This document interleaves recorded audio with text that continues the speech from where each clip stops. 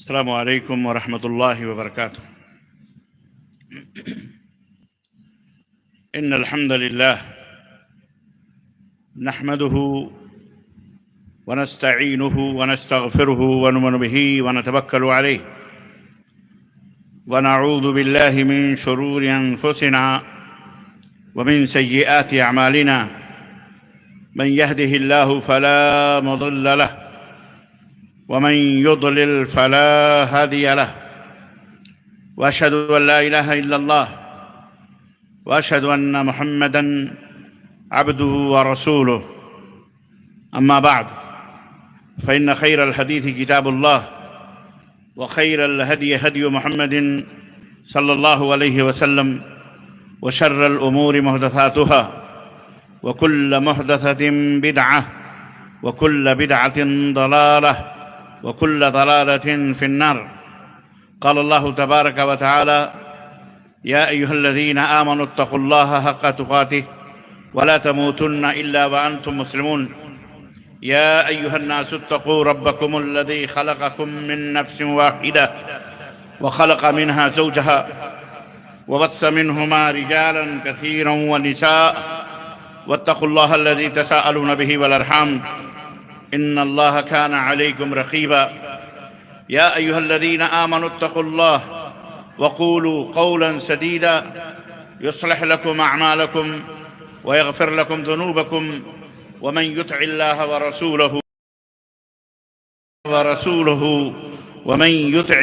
ورسوله فقد فاز فوزا عظيما.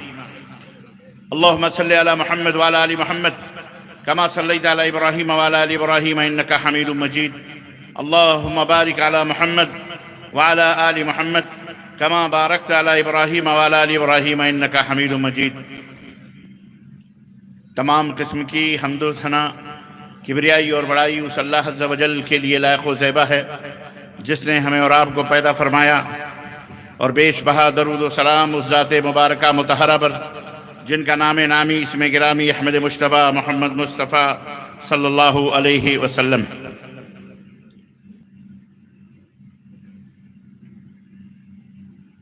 قابل احترام صدر عالی ذی وقار ڈاکٹر حضرت مولانا عبدالعزیز مبارک پوری حفظہ اللہ، اسٹیج پر ندامت کرتے ہوئے حضرت مولانا فاروق عبداللہ صاحب ناظم اعلیٰ ضلعی جمعیت اہل حدیث اعظم گڑھ، دیگر کتاب و سنت کے چمکتے ہوئے علماء، دعات، مبلغین، حاضرین کرام، سامعین اعظام، نوجوان دوستوں، بزرگوں اور بھائیوں، اور قابل احترام اسلامی ماں اور بہنوں اور عزیز بچوں، آج بتاریخ 10 اپریل سن 2025 عیسوی کے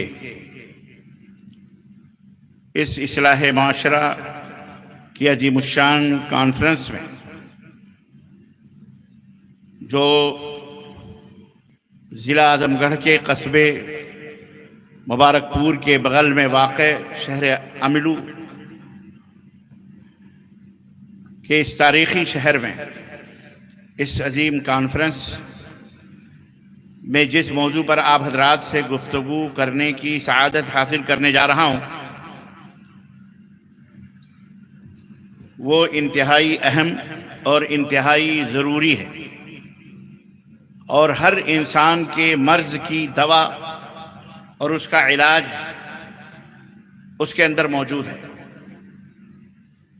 ترقی ہو، رفعت ہو، بلندی ہو، رب کائنات کا قرب ہو، جنت کی راہ ہو، دوزخ سے بچنا ہے، اللہ کے غضب سے دور رہنا ہے، خیر و برکت کہ گھنی چھاؤں میں زندگی گزارنی ہے، آل و اولاد کی برکت ہو، مال و دولت کی کثرت ہو، زمین و جائیداد کی بہتات حاصل کرنا ہو، دنیا کے اندر فوز و فلاح اور کامیابی، عزت و مرتبت حاصل کرنا ہو، الغرض تمام قسم کی اللہ تبارک و تعالیٰ کی گرفت اور پکڑ اور اللہ عز و جل کی ناراضگی اور قہر اور عذاب اور آخرت میں اللہ تبارک و تعالیٰ کے بنائے ہوئے دوزخ اور جہنم سے بچنا ہو، اجر و ثواب زیادہ سے زیادہ حاصل کرنا ہو، یہ تمام باتیں جس کی آج ہم کو ضرورت ہے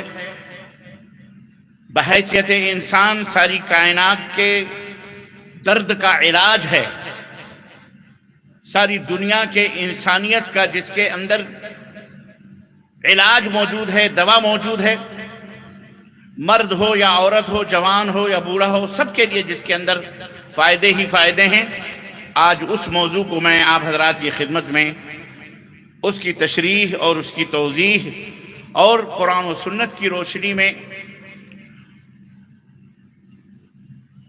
اس موضوع کے اوپر کچھ قیمتی باتیں عرض کرنے کی سعادت حاصل کرنے جا رہا ہوں، جس کا نام ہے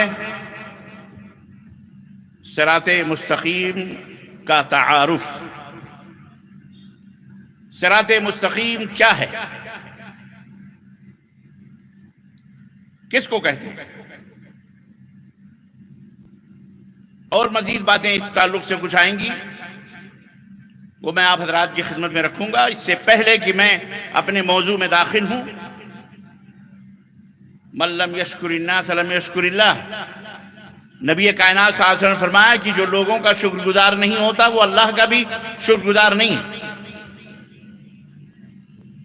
میں ضلع اعظم گڑھ سے اور اس کے قرب و جوار سے آئے ہوئے تمام شیوخ، علماء، مشائخ اور حاضرین کرام، سامعین اعظام، ماؤں، بہنوں، بیٹیوں کا اور اس جلسے میں حاضرین تمام لوگوں کا اور اس جلسے کے انعقاد کرنے والوں کا میں تہہ دل سے بے حد مشکور و ممنون ہوں، جنہوں نے اپنے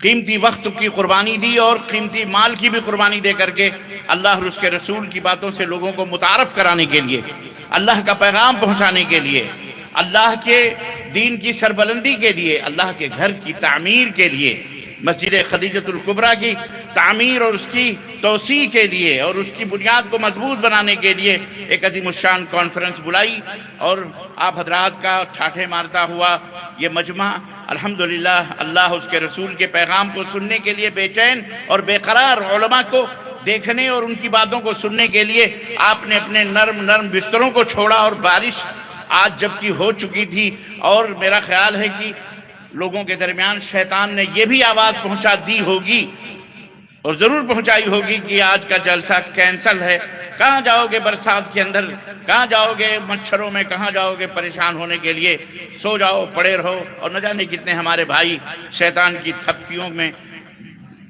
کیا شکار ہو کر کے اپنے اپنے گھروں میں بیٹھے یا آرام کر رہے ہوں گے۔ اللہ تعالیٰ شیطان کے شر سے ہم سب کو محفوظ فرمائے، آمین یا رب العالمین۔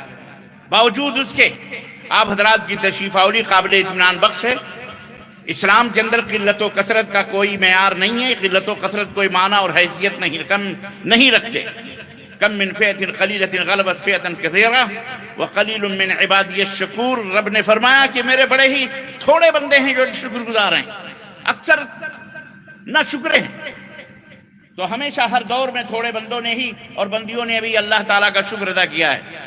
اکثریت جہنم میں جانے والی ہے، یاد رکھو، اکثریت جہنم۔ بہت سارے لوگ ہوتے ہیں جن کو اپنی اکثریت پر بڑا گھمنڈ ہوتا ہے، اکثریت پر بڑا ناز ہوتا ہے۔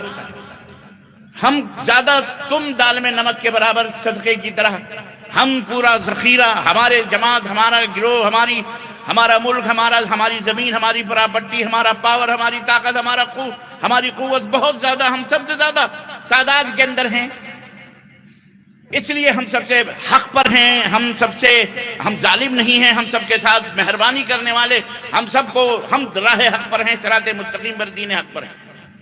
انہیں آج سبق لینا چاہیے، پڑھے گا انشاءاللہ تعالی۔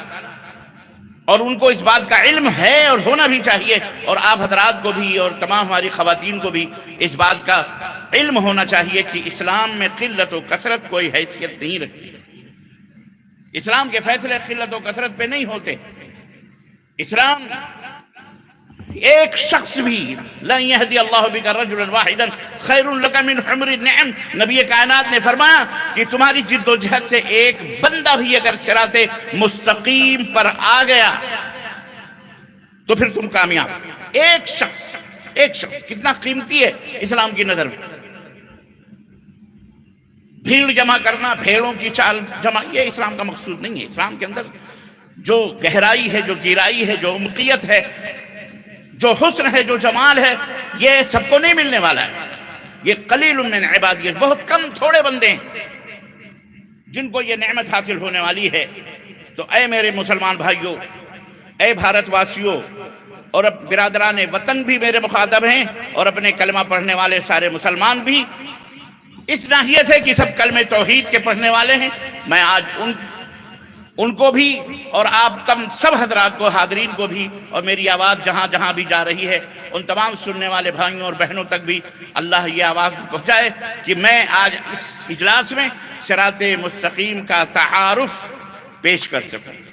تعارف تو سمجھتے ہیں نا، تعارف، تعریف، پہچان کیا ہے؟ ایک شخص ایک آدمی سے ملتا ہے، سلام و دعا کے بعد پوچھتا بھائی آپ کی تعریف، ہاں جناب کی تعریف، حضور کی تعریف، یعنی آپ اپنے بارے میں بیان کریں، آپ کون ہیں، کہاں سے آئے ہیں، کس کے بیٹے ہیں، کس محلے میں رہتے ہیں، کس ملک کے ہیں، کیا تعلیم کیا ہے، تربیت، یہ تمام سب، کتنے بیوی بچے، کیا تفصیلات میں نہیں تو کم از کم مختصر سا تعارف پیش کر دیجئے کہ آپ کہاں سے آئے ہیں، کون ہیں، کیا کاروبار کرتے ہیں، اور آپ سے ملنے کا مطلب کیا ہے، ہمارے پاس آنے کا مقصد کیا ہے، مختصر سا، اور ایک تفصیلی تعارف ہوتا ہے۔ بہرحال آج کے اس مختصر سے وقت میں تو میں اسلام کا انتہائی مختصر ہی تعریف پیش کر سکتا ہوں۔ تفصیلات تو علماء آپ کو مسجدوں میں منبر و محراب سے ہر ہفتے اور ہر مہینے دعوت و تبلیغ کرنے والے ہمارے جو احباب ہیں ان سے آپ سنتے ہوں گے۔ عزیزان محترم، ان تمام تشکر آمیز، امتنان آمیز کلمات کے بعد اور اللہ تعالیٰ سے دعا کرتے ہوئے کہ اللہ تبارک و تعالیٰ ہماری اس حاضری کو قبول فرمائے، اور اس چھیتر کو، اس علاقے کو، بلکہ پورے ہمارے عزیز وطن کو، پیارے وطن کو اللہ ہر شر اور ہر مکر و فریب سے اور ہر باطل اور جھوٹ اور شیطانوں کے ظلم و زیادتی سے اللہ تعالیٰ محفوظ رکھے اور ہمارے وطن کی حفاظت فرمائے۔ اس کے بعد میں اپنے موضوع کے اندر داخل ہو رہا ہوں۔ صراط مستقیم کیا ہے؟ صراط مستقیم کا تعارف ہر آدمی چاہتا ہے اور اللہ بھی چاہتا ہے، اللہ کی مرضی ہے، اللہ کی خواہش ہے، آپ چاہیں نہ چاہیں، لیکن اللہ تبارک و تعالیٰ یہ چاہتا ہے کہ میرا بندہ صراط مستقیم پہ رہے۔ اور اس کی سب سے بڑی دلیل کیا ہے؟ اس کی سب سے بڑی دلیل یہ ہے کہ 5 وقت کی نماز فرض ہوئی، 5 وقت کی نماز میں، 5 وقت کی نماز میں، وہ نماز فرض ہو کہ سنت ہو کہ تہجد ہو کہ قیام اللیل ہو کہ صلاۃ اللیل ہو، وہ جنازہ ہو، نماز کا اطلاق جن جن چیزوں پر ہوتا ہے ان تمام کی ابتدا اور اس کے آغاز ہی میں اللہ تبارک و تعالیٰ نے سورہ فاتحہ کے پڑھنے کو فرض قرار دیا ہے۔ نبی کائنات نے فرمایا کہ من لم یقرأ بفاتحۃ الکتاب فلا صلاۃ لہ، جو سورہ فاتحہ نماز میں نہ پڑھے اس کی نماز نہیں ہوتی۔ اللہ رب العزت نے سورہ فاتحہ، اللہ اس کے رسول نے سورہ فاتحہ کو نماز میں بالکل اسی طرح سے رکھ دیا ہے جیسے میں مثال کے ذریعے آپ کو سمجھانا چاہتا ہوں تاکہ میری بات بہت سارے ایسے بھی احباب ہیں جن کی سمجھ میں نہیں آتی، وہ بھی سمجھ لیں بڑی اچھی طریقے سے۔ بالکل سورہ فاتحہ کی مثال ایسے ہی ہے جیسے آپ چائے بنانے کے لیے کیتلی رکھتے ہیں، ہماری مائیں بہنیں بیٹیاں بناتی ہیں چائے، آپ بھی بناتے ہیں، ہوٹل والا بھی بناتا ہے۔ کیتلی آپ نے رکھی، بالکل بھینس یا گائے کے تھن سے پیور دودھ نکال کر کے آپ نے کیتلی میں ڈالی، اس کے اندر آپ نے شکر بھی ڈالی، اس کے اندر آپ نے ادرک بھی ڈالی، اس کے اندر آپ نے لونگ بھی ڈالی، اس کے اندر آپ نے الائچی بھی کوٹ کے ڈالی۔ بہترین اسپیشل چائے چاہیے ہے کہ نہیں؟ آپ نے یہ تمام سب چیزیں اس کے اندر ڈالی اور بڑے پیار سے ڈالی، کھولایا آپ نے۔ کھولانے کے بعد پیالیوں میں ڈھال ڈھال کر کے لوگوں کو کہا کہ آپ لیجیے چائے پیجیے۔ مجھے آپ بتائیں کہ اگر وہ ہوٹل والا ہے تو لوگ اس کے ساتھ کیا سلوک کریں گے، اور اگر مہمان ہیں تو وہ آپ کے ساتھ کیا سلوک کرے گا؟ آپ مجھے اس کا جواب دیجئے کہ کیا اسے کوئی بھی عقل مند آدمی اس پیالی میں ڈھلی ہوئی دودھ کے اس کو کوئی چائے کہے گا؟ بولیے۔ اس میں آپ نے چائے کی پتی نہیں ڈالی، جان بوجھ کر نہیں ڈالی یا بھول کر نہیں ڈالی، لیکن ادرک بھی ڈالنا آپ نہیں بھولے، آپ اس کے اندر لونگ ڈالنا بھی نہیں بھولے، الائچی بھی ڈالنا نہیں بھولے، شکر بھی ڈالنا نہیں بھولے۔ مکمل طریقے سے آپ نے پورے پروسیس چائے کی طرح آپ نے بنائے، لیکن آپ نے چائے کی پتی نہیں ڈالی۔ دنیا کا کوئی بھی معقول آدمی یا غیر معقول آدمی بھی اسے چائے کہہ سکتا؟ بولو، اما زور سے بولو۔ ہاں تو ایسے بولو ذرا میں بھی سنوں، کیا آواز نہیں جاتی ہے؟ ہاں بیٹا، جزاک اللہ خیر۔ اسے کوئی چائے نہیں کہہ سکتا ہے۔ اب آپ اس کی تعریف کریں، پیور دودھ ہے، اصلی، بالکل کوئی بھی پانی کا ایک قطرہ بھی اس کے اندر ملاوٹ میں نہیں، بہترین ورجنل شکر ڈالی ہم نے، بالکل امریکن، اس کے اندر الائچی خرید کر، لونگ خرید کر کے ہم نے ڈالی، تازہ ادرک پودینے ہم نے ڈالے۔ آپ لاکھ تعریف کر لیں، لیکن دنیا کی کوئی طاقت اسے چائے کہہ سکتی؟ بولو، آواز دو ذرا، سمجھو اس حقیقت کو جو بات میں سمجھانا چاہتا ہوں۔ عزیزان محترم، اس کی اہمیت تو میں بعد میں بھی بتاؤں گا، پہلے آپ یہ بنیاد تو سمجھ لیں۔ اسے کوئی چائے نہیں کہہ سکتا ہے۔ اب اس کے برعکس آپ نے چائے طلب کی، کسی نے ایک لوٹا پانی ڈالا اور چائے کی پتی ڈالی اور کچھ نہیں ڈالا، نہ ادرک ڈالا، نہ لونگ ڈالا، نہ الائچی ڈالی، نہ شکر بھی نہیں ڈالا۔ ہو سکتا ہے بہت سارے لوگ مشکور ہوں۔ مشکور سمجھتے ہو کس کو کہتے ہیں؟ آج نیا جملہ ملا ہے، حضرت مولانا بقیت السلف عبد الرحمن بن عبید الرحمن مبارک پوری حفظہ اللہ، ان کے بھائی ڈاکٹر عبدالعزیز حفظہ اللہ تشریف فرما ہے۔ ایک انتہائی معتبر شخصیت اس جلسے کی صدارت کرتی ہوئی، یہ ہم سب کے لیے بڑی ناز اور بڑے شرف اور سعادت کی بات ہے۔ آج میں ان سے جب ملنے گیا، بارش بڑی تیز ہو رہی تھی، باوجود اس کے جب ملنے گیا تو انہوں نے کہا آپ تو مشکور نہیں ہیں۔ تو میں تھوڑے سے اس میں کنفیوژن میں پڑ گیا، شیخ میں آپ کا تو مشکور ہوں، ممنون ہوں۔ کہنے لگے نہیں، وہ مشکور شکر والا مشکور، کہ مطلب آپ کو شکر تو نہیں ہے۔ تو وہی بات ہے، آپ نے شکر بھی نہیں ڈالی، کیونکہ بہت سارے لوگ آج کل شکر نہیں پیتے، اور آپ نے شیشے میں ڈھال کر کے وہ چائے کی پیالی یا چائے کا گلاس کسی کو بھی دیا، اور اس نے چکھی، اس چائے کو تھوڑی سی چسکی لی، فوراً وہ بولے گا یار یہ چائے میں آپ نے شکر نہیں ڈالی، یہ شکر آپ بھول گئے۔ یعنی کچھ نہیں ہے اس میں سوائے پانی کے اور سوائے اس چائے کی پتی کے، لیکن ہر بچہ غیر معقول شخص بھی دیکھے گا، پیے گا تو کہے گا یہ چائے، کہے گا کہ نہیں کہے گا؟ بولو۔ آپ لاکھ اب میں آپ کو اس مثال کا وہ بتا رہا ہوں کہ یہ مثال کیوں دی جاتی ہے۔ یہ مثال میں نے اس لیے دی ہے کہ بالکل یہی حال نمازوں کا بھی ہے۔ آپ سینت کر کے رکوع کریں، بڑے استقلال، بڑے اہتمام کے ساتھ سجدے کریں، پورا قرآن پڑھ ڈالیں، سوائے پورا قرآن پڑھ ڈالیں، سوائے سورہ فاتحہ کے، قل هو اللہ سے لے کر قل اعوذ برب الفلق سے لے کر کے پورا سورہ فاتحہ کو چھوڑ کر الف لام میم سے لے کر کے والناس کی سین تک پڑھ ڈالیں، اور آپ سجدہ بھی کر لیں، رکوع بھی کر لیں، بڑے माशाअल्लाह तबारक अल्लाह, हर आदमी कहेगा नमाजी, लेकिन अगर आपने उसमें सूरह फातिहा नहीं पढ़ी तो आप बताएं वो नमाज हो जाएगी? कोई भी दुनिया का माकूल आदमी नहीं कहेगा कि उसकी नमाज हो जाएगी। क्यों? उसने सूरह फातिहा उसके अंदर नहीं पढ़ी। बिल्कुल यही मिसाल है अजीजाने मुहतरम, चाय की पत्ती नहीं डली तो उसको कोई चाय नहीं कहेगा, चाहे वो कितनी भी इलायची लौंग से भरी हुई हो। लेकिन इसी तरह से सूरह फातिहा अगर नहीं पढ़ी आपने तो कोई भी नमाज, अल्लाह के नबी ने फरमाया, कोई भी नमाज, मन लम यक़रा बिफ़ातिहतिल किताबी फला सलात लह, उसकी नमाज नहीं होती, उसकी नमाज नहीं होती।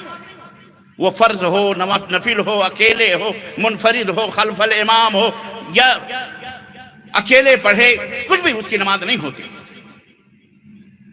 अजीजाने गिरामी, अब आइए क्या बात है सूरह फातिहा में जिसकी ये आजमत और जिसको सबे मसानी भी कहा गया, जिस सूरत के बारे में आता है ये 2-2 मर्तबा नाजिल हुई है, जिब्रील से 2-2 मर्तबा लेकर के आए। इसकी तो बड़ी खुसूसियतें हैं, मैं उन खुसूसियतों में नई तफसीलात में जाना चाहता। अलबत्ता जो मेरा मौजू है मैं वहां से लूंगा, उस मौजू को मैं आपकी खिदमत में रखूंगा। इहदिना इय्याका नअबुदु व इय्याका नस्तईन कहते हैं ना आप नमाज में, उसके बाद क्या कहते हैं? इहदिना सिरातल मुस्तकीम, ए अल्लाह हमें सिरात मुस्तकीम पर चला, सिरात मुस्तकीम पर चला, ए अल्लाह हमें सिरात मुस्तकीम अता फरमा। कहते हैं कि नहीं, यह है तर्जमा सिरात मुस्तकीम। अब सिरात क्या है और मुस्तकीम क्या है? अल्लाह फरमाता सिरात मुस्तकीम, सिरात तो कहते हैं रास्ते को, राह को, रोड को या शारे को अरबी में बोलते सिरात, और मुस्तकीम कहते बिल्कुल खत्ते मुस्तकीम, यानी बिल्कुल सीधी सीधी लकीर जैसे खींची हुई हो। और अल्लाह के रसूल सल्लल्लाहु अलैहि वसल्लम ने बड़े प्यारे अंदाज से कुरान करीम के हवाले से सिरात मुस्तकीम का तारुफ कराया है। और कुर्बान जाएं अपने नबी हजरत मोहम्मदुर रसूलुल्लाह, जोर से कहो सल्लल्लाहु। हमें ये कहने की जरूरत न कर पड़ेगी, पढ़िए दरूद, जब भूल जाएं तो कहें पढ़िए दरूद पाक अल्लाहुम्मा सल्ली अला, और पढ़ें लंबी लंबे पुर, फिर नहीं याद आया फिर मौलवी कहता एक दफा और झूम झूम के पढ़िए, फिर नहीं याद आया फिर कहेगा रसूल और आले रसूल पर एक मर्तबा और पढ़ी, इतने में उसका गुटका उटका सब खत्म हो जाता है। सब हमें ना कहना पड़े, क्योंकि हम नबी कायनात हजरत मोहम्मदुर रसूलुल्लाह सल्लल्लाहु अलैहि वसल्लम के ऊपर आपका नाम सुनकर दरूद पढ़ने को फर्ज समझते हैं। ना कोई पढ़े तो वो अल्लाह के नबी ने बद्दुआ फरमाई है कि वो हिरा को बर्बाद हो जाए, ये हमारे नबी का फतवा है। जबकि भारत के नहीं बल्कि हाँ बर्रे सगीर के मुफ्तियों ने यह फतवा दिया है कि एक दफा पढ़ लिया फर्ज अदा हो गया, उसके बाद पढ़े ना पढ़े कोई हर्ज नहीं है। तब क्या करे? अंगूठे चूमने पे लगा दिया है, ना पढ़ो चलो चूमो, चुप चुप चुप चुप चुप अंगूठे चूम। ये है सिरात मुस्तकीम से इन्हिराफ। मैं बताऊंगा भी, जल्दबाजी ना करो। आज मैं इंशाअल्लाह सिरात मुस्तकीम की वो तशरीह और वो वजाहत करके जाऊंगा इंशाअल्लाह तबारक व तआला। जो रब का कुरान बोलेगा या मोहम्मदुर रसूलुल्लाह सल्लल्लाहु अलैहि वसल्लम का फरमान बोलेगा। बहुत धींगा मस्तियां हो गई। मैं दरख्वास्त करूंगा तमाम बर्रे सगीर या जो जहां जहां भी दुनिया में उर्दू बोली जाती है और हमारी जुबान समझने वाले मौजूद हैं, उलमा हो आवाम हो, कि यारो सिरात मुस्तकीम को अपनाओ। आओ सिरात मुस्तकीम क्या है जिसे नबी ने बयान किया है, रसूल ने बयान किया, अल्लाह ने बयान किया, उसको समझो। अल्लाह के हबीब सल्लल्लाहु अलैहि वसल्लम फरमाते हैं, हज़रत जाबिर रज़ियल्लाहु ताला अन्हु की रिवायत है, फरमाते हैं कि खत्तलना रसूलुल्लाह सल्लल्लाहु अलैहि वसल्लम खत्तन, अल्लाह के नबी सल्लल्लाहु अलैहि वसल्लम ने जमीन के ऊपर अपनी उंगली मुबारक से, शहादत की इस उंगली से एक लकीर खींची, लंबी सी लकीर खींची, लंबी सी, और वो न भी मिसाल दे करके समझाएं, फिर भी अल्लाह अकबर, अल्लाह के उस पैगाम को उन्होंने अपनी उम्मत तक पहुंचाया है। बोलो पहुंचाया कि नहीं पहुंचाया? अल्लाह अकबर। लेकिन کیا بات ہے!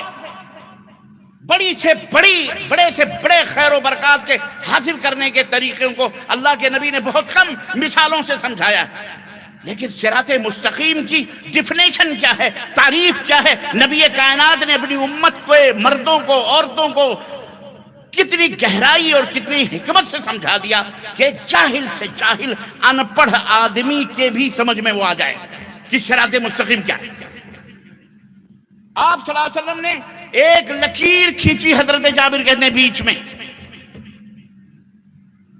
وَخَطَّ خَطَّيْنِ عَنْ يَمِينِهِ، اور دو لکیریں اس بیچ کے لائن، اس جو لکیر تھی بیچ کی، اس بیچ کے دائیں طرف دو لکیریں کھینچی، اور اس لکیر کے بائیں طرف آپ نے دو لکیریں کھینچی، یعنی دو ادھر اور دو دائیں اور دو بولو بائیں۔ اب میں اس بحث میں نہیں جاؤں گا کہ نبی رحمت نے چار ہی لکیریں کیوں کھینچی، یہ بحث میں نہیں جاؤں گا۔ البتہ یہ ضرور میری سمجھ میں آتی ہے باتیں، چار چوپٹا ناس ہوتی ہیں، لیکن بعض لوگ کہتے ہیں بھی چار یار بھی۔ بہرحال خیر، یہ سب زبانی بحث اور زبانی اس میں نہیں جانا چاہ رہا۔ میں اتنا جانتا ہوں کہ حضرت جابر نے فرمایا دو لکیریں دائیں دو لکیریں بائیں، اور پہلے سے ایک لکیر بیچ میں، اور پھر آپ نے اس بیچ والی لکیر پر اپنے اس شہادت کی انگلی کو رکھتے ہوئے فرمایا، اور قرآن کی آیت تلاوت فرمائی اور فرمایا وَأَنَّ هَذَا صِرَاطِي مُسْتَقِيمًا فَاتَّبِعُوهُ۔ اللہ نے اے میری امت کے لوگوں سنو، بیچ کی انگلی، یہ جو ہے بیچ کی جو لکیر تھی، اس کے اوپر انگلی رکھ کے فرمایا کہ اللہ نے فرمایا ہے کہ یہ سیدھی لکیر مجھ تک پہنچنے والی ہے، یہی صراط مستقیم ہے، تو تم اسی صراط مستقیم کی اتبعوہ، پیروی کرو، اتباع کرو، اسی کو فالو کرو۔ وَلَا تَتَّبِعُوا السُّبُلَ، اور یہ دائیں اور یہ بائیں جو دو لکیریں ہیں، یہ سبل ہیں، یہ راستے ہیں، ان پر شیاطین بیٹھے ہوئے ہیں۔ وَلَا تَتَّبِعُوا السُّبُلَ فَتَفَرَّقَ بِكُمْ عَنْ سَبِيلِهِ، ان کی پیروی مت کرو، ان کے پیچھے مت چلو، ورنہ تم گمراہ ہو جاؤ، سیدھے راستے سے صراط مستقیم سے بھٹک جاؤ گے۔ ذَلِكُمْ وَصَّاكُمُ اللَّهُ بِهِ، اللہ نے اس بات کی تمہیں وصیت کی۔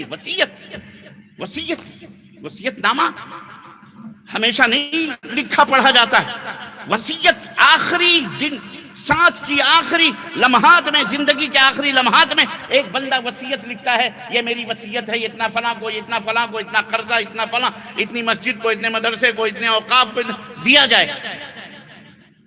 وصیت بہت اہم ہوتی، تو یہ اللہ کی وصیت ہے کہ اے میرے بندو، اس صراط مستقیم پر جو لمبی سی لکیر ہے اس کی پیروی کرو، دائیں بائیں جو اس کے چاروں لکیریں ہیں یہ گمراہیت، اور شیطان اس کے اوپر بیٹھا ہوا ہے، اس کی پیروی نہ۔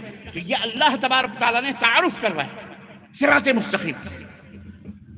اب سمجھ میں آیا کہ جو جنت کی راہ ہے، جو اللہ کی راہ ہے، اللہ کی نزدیکی حاصل کرنا ہے، اللہ کی ولایت حاصل کرنی ہے، اللہ کی معرفت حاصل کرنی ہے، طریقت حاصل کرنا ہے، نجابت حاصل کرنا ہے، ولایت حاصل کرنا ہے، نبی کا اللہ کا قرب حاصل کرنا ہے، دوزخ سے بچنا ہے، جہنم سے بچنا، اللہ کے غضب سے بچنا ہے، اور اسی طرح سے دنیا کے خسارے اور ٹوٹے سے بچنا ہے، اور خیر و بھلائی سے قریب ہونا ہے، تو ہر آدمی کو چاہیے وَأَنَّ هَذَا صِرَاطِي مُسْتَقِيمًا، یہ اللہ کا سیدھا راستہ ہے، اسی کی پیروی کرو، اسی کے بھی چلو، دائیں بائیں نہ جاؤ۔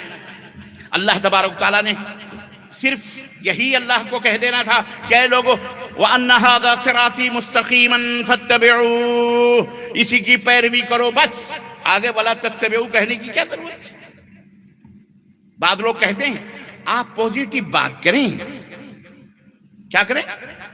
مثبت بات کریں، بس آپ اپنی بات کر دیں، لوگوں کو منع ونا کرنے کی کیا ضرورت ہے؟ اس سے اختلاف پیدا ہوگا، پیشانیوں پہ سلوٹیں آئیں گی، حالات بڑے نازک ہیں، خراب ہیں، اوقاف نے دم توڑا ہوا، کمر سیدھی کری ہوئی ہے، اور مسجدوں کو توڑا جا رہا ہے، بلڈوزر چلایا جا رہا ہے، ملک کا یہ حال ہے، اسرائیل ادھر دھکیل رہا ہے، غزہ ادھر چل رہا ہے، ادھر بھارتی مسلمان پریشان، وہ پریشان، پتہ نہیں کیسے۔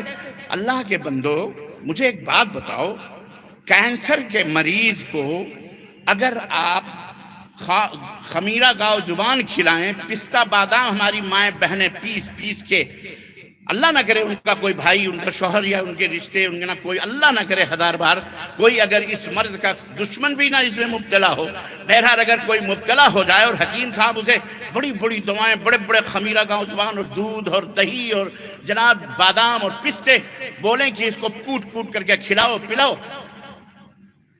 और उसको कूट कूट के खिलाया जाए पिलाया जाए, मुझे एक बात बताओ, ये तमाम सब चीज़ों के खाने से उसका कैंसर दूर हो जाएगा? वो सही हो जाएगा? वो तंदुरुस्त हो सकता है? बोलो हमें। उसको तो कैंसर की बीमारी है, जब तक वो कैंसर की बीमारी दूर नहीं होगी, ये पूरा बादाम, ये पिस्ता, ये मेवे, ये फल, ये फ्रूट, ये दूध, ये सारे पॉइजन हो जाएंगे, जहर हो जाएंगे, वो कभी सेहत नहीं पा सकता। उसे दुरुस्त करना है तो सबसे पहले उस बेचारे का कैंसर दूर किया जाए।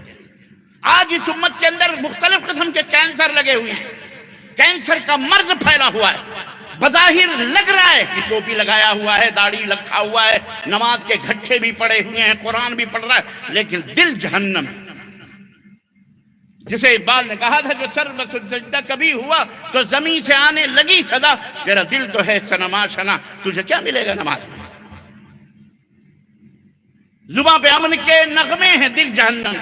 आज उम्मत के अक्सरियत का ये हाल है मेरे मुसलमान भाइयों, इसको समझना पड़ेगा। तो ऊपर से लीपा पोती करने से कोई फायदा, बोलो, नहीं होगा। ऊपर से लीपा पोती करने से कोई फायदा नहीं होगा जब तक अंदर से उसका इलाज नहीं होगा और उसके कैंसर को खत्म नहीं किया जाएगा, तब तक कोई भी ताकतवर गोली या कोई भी ताकतवर ग़िज़ा उसे कोई नफा नहीं पहुंचाएगा। इस्लाम ने उस कैंसर का इलाज किया। इस्लाम ने उस बुनियादों को अपने बंदों को, अब अल्लाह ने अपने बंदों को जमा होने का हुक्म दिया है। जिन बुनियादों, जिन राहों से आज शैतान ने उनको भटका दिया, आपस में इख्तिलाफात डाल दिए, आपस में मफाद परस्तियां डाल दी, आपस में जनाब अली मुंह देखी बात करने वाला बना दिया हमको, ये जैसा देश वैसा भेष, चलते रहो। इस्लाम ने इसकी इजाजत हमको नहीं दी है। इस्लाम ने हमें एक जिम्मेदारी सौंपी है कि हम उस जिम्मेदारी को निभाएं। तामुरून बिल मारूफ व तनहूना अनिल मुनकर, बुराइयों को रोको और भलाइयों को हुक्म दो, ये हमारी जिम्मेदारी है।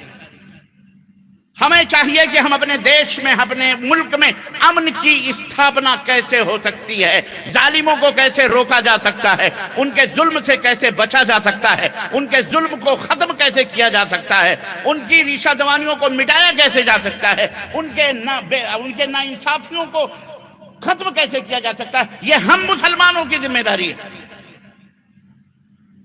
ये जो जालिम आज हमारे ऊपर सर चढ़ करके हमें सही करने की दावे कर रहा है कि मुसलमानों को सही होने की जरूरत है, ये होने की जरूरत है, वो बेशक सही होने की जरूरत है।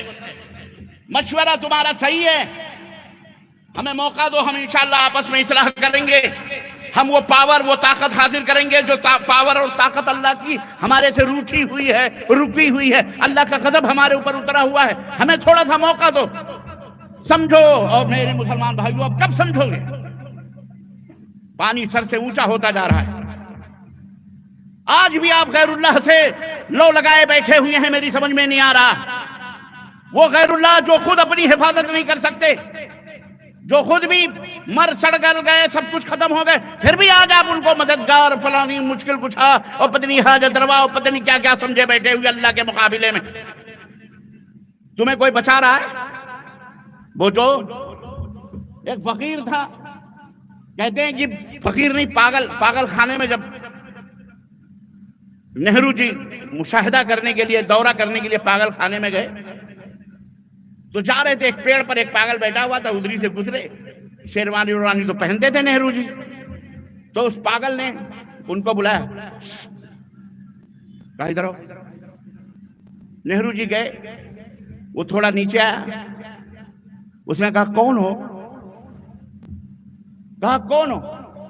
तो नेहरू जी ने कहा मैं इस मुल्क का वजीर आजम हूं, प्राइम मिनिस्टर। तो उसने कहा आहिस्ता बोलो। कहा क्यों? कहा बाहर मैंने भी यही कहा था।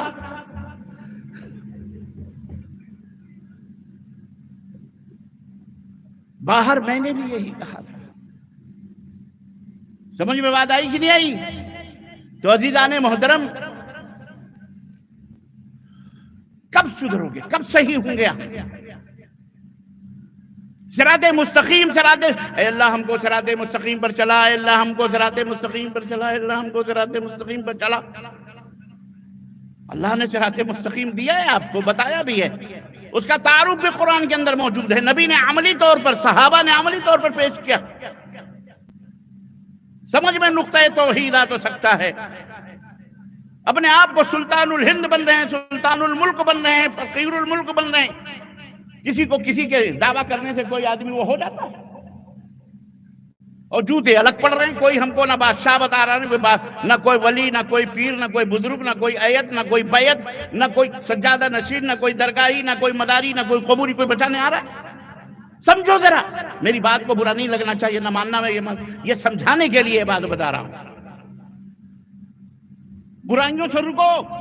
سب سے بڑی برائی یہی ہے، اللہ تبارک و تعالیٰ کے مقابلے میں دوسرے کو مشکل کشا سمجھنا، حاجت روا سمجھنا. ہم اپنے بزرگوں کا احترام کریں، یہ الگ چیز ہے، لیکن انہیں اللہ کا ساجیدار بنائیں، انہیں اللہ کا شریک بنائیں، اللہ کی عبادتوں میں ان کو پارٹنر بنائیں. استغفر اللہ، نعوذ باللہ. یاد رکھو، وہ بیوی نہیں ہوتی جو بیوی اپنے شوہر کے بسترے میں کسی غیر مرد کو شریک کرے، ساجیدار بنائے. وہ کتنی ہی وفادار کیوں نہ ہو، وہ کتنی ہی ملنسار کیوں نہ ہو، وہ کتنی ہی شوہر کے پاؤں سر دبانے والی کیوں نہ ہو، بہترین کھانے پکانے والی، کپڑا دھلنے والی، پریس کرنے والی، فرما بردار، مطیع، حکم ماننے والی، سب کچھ ہو، لیکن اگر اس نے ایک دفعہ بھی اپنے بسترے پر کسی غیر مرد کو سلایا تو ہمیشہ کے لیے اس کی یہ تمام وفائیں اور اس کی یہ تمام ملنساریاں اور اس کے تمام خدمات شوہر لمحے کے اندر ختم کر کے، لات مار کر کے اس کو دروازے سے باہر کرتا ہے. بولو کرتا ہے کہ نہ اسے اس کی ملنساری یاد آئے گی، نہ اس کا کھانا پکانا، نہ اس کی خدمت، نہ اس کا بھولا پن، نہ اس کا حسین و خوبصورت چہرہ. بیاہ کے لایا ہے، 2 کروڑ 2 لاکھ 10 لاکھ پیسے دے کر کے لایا ہے، مہر دے کے لایا ہے، لات مار کر کے باہر کرے گا کہ ایسی طوائف کی مجھے ضرورت ہے؟ بولو. آپ نماز پڑھیں، آپ روزہ رکھیں، داڑیاں رکھیں، نمازیں گھٹے بنائیں، سب کچھ کریں. آپ ایک دفعہ بھی کسی درگاہ، کسی مزار، کسی چھتے، کسی علم چبوترے پر آپ نے ماتھا ٹیکا یا انہیں مشکل کشا، حاجت روا سمجھ کے پکارا، رب کعبہ کی قسم ہے، نہ نبی نے فرمایا، نہ صحابہ نے فرمایا، نہ ابو بکر کا فرمان ہے، نہ عمر کا فرمان ہے، نہ عثمان کا فرمان ہے، نہ سیدنا علی ابن ابی طالب رضی اللہ تعالی عنہم اجمعین کا فرمان ہے، نہ کسی صحابہ. کسی کا یہ عمل، کسی کا یہ دین، یہ صراط مستقیم نہیں ہے. یہ بتانے کی ہمیں ضرورت پڑ رہی ہے. اس کی وجہ یہ ہے کہ آج ہمارے درمیان بہت سارے سے بھولے بھالے لوگ موجود ہیں جنہیں ہاتھ پکڑ کر کے بھی سمجھایا جاتا لیکن سمجھ میں نہیں آتا، تو تھوڑا تھپڑ مارنا پڑتا ہے، تھوڑا دھکا دینا پڑتا ہے. ابے ایسے نہیں سمجھ تو ایسے سمجھ. تجھے ہم جنت کی طرف لے کے آ رہے ہیں، تو جہنم کی طرف بھاگا جا رہا، باولا بنا ہوا ہے.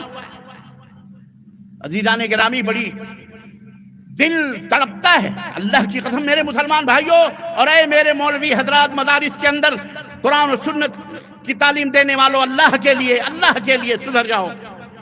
آپ سدھرو، آپ کا سدھرنا، امت کا سدھرنا انشاءاللہ تبارک و تعالی. قرآن و سنت کو لاہ عمل بناؤ، صراط مستقیم کا تعارف کرواؤ. صراط مستقیم کیا ہے؟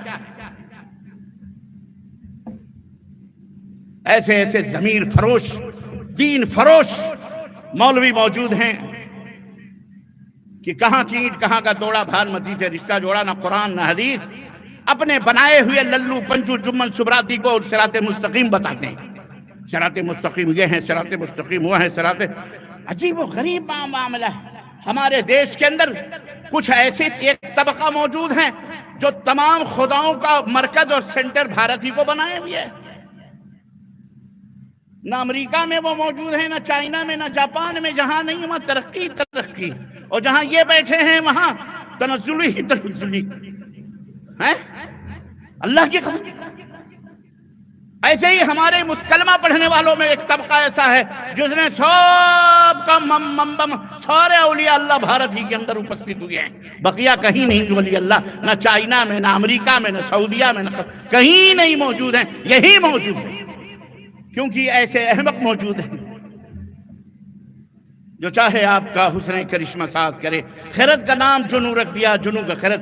میرے مسلمان بھائیو، اللہ کے لیے دل کا درد ہے جو میں آپ کی خدمت میں رکھ رہا ہوں.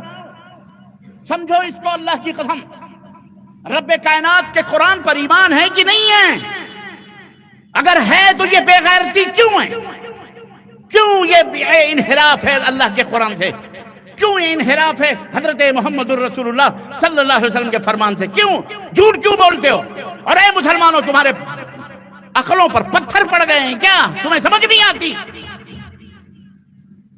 تمہیں نہیں سمجھ آتی کہ جو مرنے کے بعد نہ اپنا غسل کر سکا، نہ اپنا کپڑا اتار سکا، نہ خود چل کے قبرستان جا سکا، لوگوں نے اس کے کپڑے اتارے، اس کے پوتڑے دھلے، اس کے پیخانے پیشاب کو صاف کیا، لوگوں نے اسے کپڑے اتار کر اس کو کفن پہنایا اور اسے کندھوں پہ لاد کر نومن مٹی کے نیچے دفن کر دیا. تمہاری سمجھ میں نہیں آتا؟ وہ تمہیں کیا دے سکتا ہے؟ قبر کے نیچے پہنچتے ہی کرامتوں کا سوتا ابل پڑا.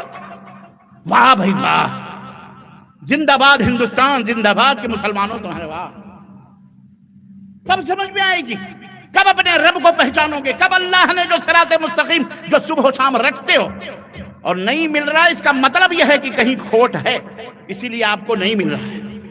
آپ صرف زبانی طور پر کہہ رہے ہیں اہدنا الصراط المستقیم، اہدنا الصراط المستقیم، اہدنا الصراط المستقیم، اور اللہ نے کتنا کلیئر کٹ میں آپ کو صراط مستقیم سمجھا دیا ہے کہ اس سے بڑھ کر کے اب کوئی نہیں سمجھا سکتا. اللہ کی قسم، 24 گھنٹے کی نمازوں میں آپ، نفلوں میں آپ، فرضوں میں آپ، ہر جگہ اہدنا الصراط المستقیم کہہ رہے ہیں، لیکن آپ صراط مستقیم سے کیوں بھٹکے؟ اگر سب ایک راستے پہ چل رہے ہیں تو پھر ایک دوسرے کو غلط راہوں پر بتا کیوں رہا ہے؟ کیوں کہہ رہا ہے تم راستے سے بھٹک گئے؟ وہ کہہ رہا ہے وہ راستے سے بھٹک گئے. وہ کہہ رہا ہے ہماری جماعت صراط مستقیم پر ہے. وہ کہہ رہا ہے ہماری جماعت صراط مستقیم پر ہے. وہ کہہ رہا ہے ہمارا فرقہ صراط مستقیم پر ہے. وہ کہہ رہا ہے ہمارے مفتی صاحب، ہمارے علامہ صاحب صراط مستقیم پر ہیں. بس ہر آدمی کیوں؟ اگر ایک ہی رخ پر سب جا رہے ہیں تو پھر ایک دوسرے کے خلاف کیوں؟ وجہ کیا ہے؟ وجہ یہ ہے کہ انہیں صراط مستقیم کی سمجھ نہیں ہے. الگ الگ ٹولیاں بنا کر کے اپنے آپ کو صراط مستقیم کا ٹھیکیدار سمجھا ہوا ہے. ہم کہتے ہیں صراط مستقیم وہ ہے جو اللہ کا فرمان ہے، جس پر اللہ کا فرمان ہے، اور صراط مستقیم وہ ہے جس پر حضرت محمد الرسول اللہ صلی اللہ علیہ وسلم کا فرمان ہے. یہ ہے صراط مستقیم. اللہ تعالیٰ نے وضاحت کری. آپ کہتے ہو اہدنا الصراط المستقیم، کلمات دعا سکھائی.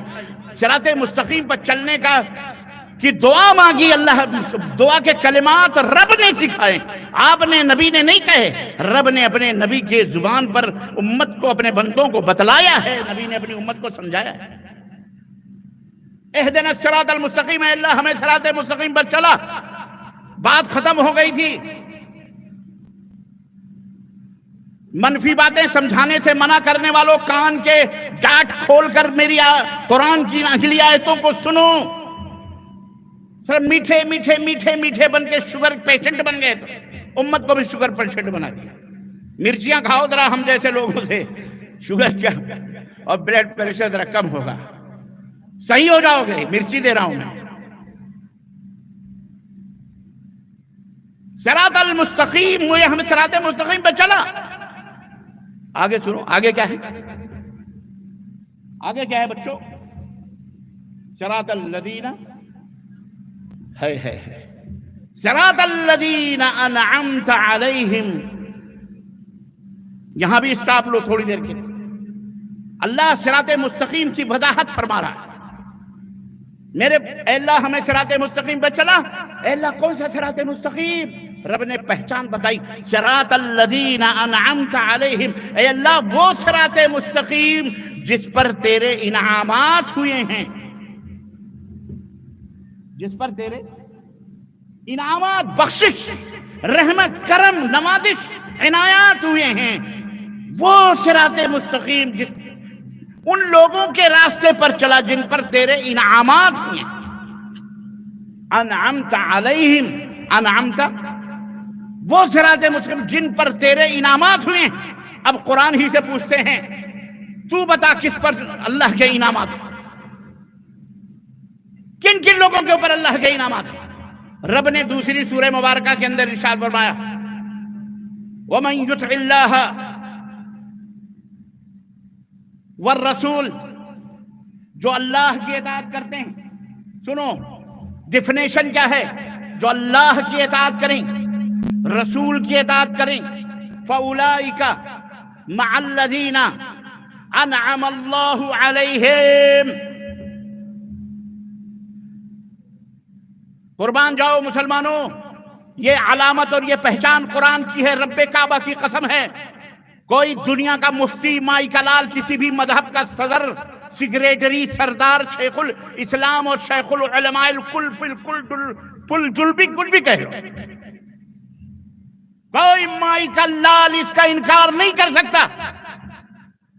رب نے فرمایا جو اللہ کی اطاعت کریں اور رسول کی اطاعت کریں، فَأُولَئِكَ تو وہ لوگ، مَعَ الَّذِينَ ان لوگوں کے ساتھ ہوں گے، ان لوگوں کے ہمراہ ہوں گے، ان لوگوں کی صفوں میں ہوں گے، ان لوگوں کے ساتھ ان کا حشر ہوگا.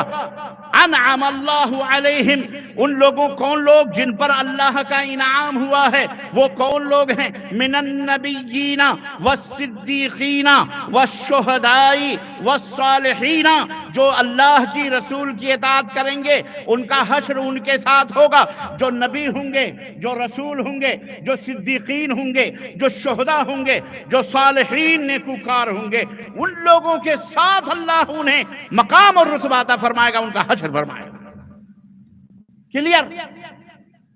نبیوں کے جھنڈوں کے نیچے آنا چاہتے ہو؟ صدیقین، جو سچ، صدیقین کس کو کہتے ہیں؟ تو بھی صحیح، میں بھی صحیح. صدیقین ان کو کہتے ہیں اللہ ہم تیری بھی عبادت کرتے. صدیقین ان کو کہیں گے. بیوی اس کو کہیں گے کہ آپ بھی میرے شوہر ہیں، آپ بھی بولو میرے شوہر ہیں. اگر بیوی یہ لفظ بھی ہی میں بے بڑھا دے، ایک لفظ بڑھا دے، ایک حرف، لفظ ہی کو بھی بنا دے، آپ کا پارا تو ایسا گرم ہوگا جیسے آپ کو کسی چولہے پہ بٹھا دیا گیا، توے پہ گرم گرم اچھل جائیں گے. بیگم کیا کہہ رہی ہو تم؟ وہ کہہ رہی ہے میں نے کچھ نہیں کرا، تیرا بے بڑھا دیا، بیوقوفی کا بے یا بدی کا بے، ہی کو بھی کر دیا. آپ کے کان گرم ہو جائیں گے، چہرہ سرخ ہو جائے گا. مطلب اس کائنات میں کوئی ایسا بھی ہے جو تمہارا شوہر ہے؟ اللہ اکبر. اس لیے بھی میں ہی میں با نہ بڑھاؤ. جس طرح آپ کو بیوی کا بھی کہنا غلط اور آپ کو برا لگتا ہے، ایسے ہی اللہ کے سوا کسی کو مشکل کشا، حاجت روا، اور کسی کو اپنا داتا اور کسی کو اپنا کہنا، چاہے وہ زندہ ہو چاہے وہ مردہ ہو، شریک کرنا بھی اس سے کہیں زیادہ برا لگتا ہے اللہ تبارک تعالیٰ. اس لیے اللہ صدیقین میں وہ سچی بیوی نہیں ہے جو بھی کہتی ہے. صدیقین کی تعریف میں حضرت ابوبکر صدیق کا رتبہ اور مقام، جن کا رتبہ نبیوں رسولوں کے بعد سب سے بڑا رتبہ اور مقام حضرت سیدنا ابوبکر صدیق کا ہے. کس کا ہے بولو؟ حضرت ابوبکر صدیق کا، اس کے بعد حضرت عمر فاروق کا، اس کے بعد حضرت عثمان غنی کا، اس کے بعد حضرت علی بن طالب رضوان اللہ تعالی علیہم اجمعین کا ہے. یہ ترتیب ہے. یہ خلفائے اربعہ کہلاتے ہیں، جنہیں جنت کی بشارتیں، خوشخبریاں اللہ کے نبی صلی اللہ علیہ وسلم نے دنیا ہی کے اندر عطا فرمائی ہیں. اور ان میں ایک ایک کا ایک ایک رتبہ ہے، ایک ایک مقام ہے، ایک ایک کی فضیلت ہے، جس کے لیے بہرحال کوئی اور وقت اور کوئی اور موقع چاہیے. کبھی ایک ایک صحابی، ایک ایک خلیفہ رسول کا مقام اور رتبہ بیان کرنے کے لیے بہرحال. لیکن صدیق کو صدیق کیوں کہا گیا؟ بس مختصر سا، تاکہ آپ کو صدیقین کا بھی تعارف سمجھ میں آئے. صدیقین کون ہوتے ہیں؟ یہ بھی ہو وہ بھی ہو نہیں ہوتے، وہ ایک ہی ہوتا ہے، ایک ہی کردار اس کا ہوتا ہے. اللہ کے نبی صلی اللہ علیہ وسلم معراج کر کے تشریف لائے. بالکل میں سیرت کے حوالے سے بالکل قریب کرتے ہوئے خانہ کعبہ کی ٹیک لگا کر کے آپ معراج کا واقعہ بیان فرما رہے ہیں. ابو جہل بھی بیٹھا ہے، تمام عمائدین قریش مکہ، کفار مکہ بھی بیٹھے ہوئے ہیں. اللہ کے نبی معراج اسرا اور معراج کا واقعہ بیان فرما رہے ہیں.